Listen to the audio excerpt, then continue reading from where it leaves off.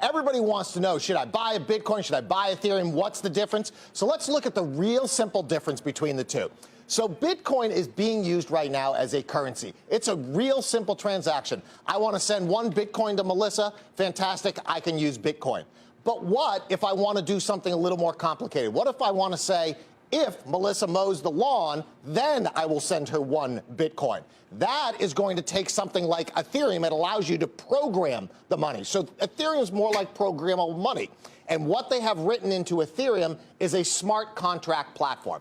So what's a smart contract? Real simply, let's pretend you rented an apartment with a smart lock on it. So you now, if you pay your rent, the lock will open. That's what you can do with Ethereum, and you can build on top of that. So Ethereum has a lot more capabilities at this point in time than Bitcoin does, and that's the difference. I think they both can exist together. There's a need for both of them, but Ethereum has a lot more to do. So let's take a look at where Ethereum and Bitcoin have been trading and their market caps. I believe that's the next chart that we have.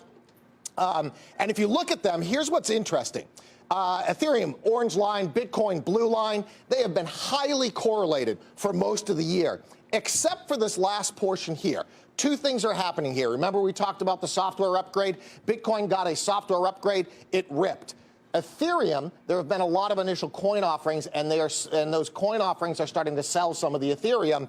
It is only up 45%. So the opportunity here is you want to buy Ethereum. You can still hold your Bitcoin, but you want to be overweight Ethereum with the idea that Ethereum is going to get closer to the market cap of Bitcoin and maybe even take over someday.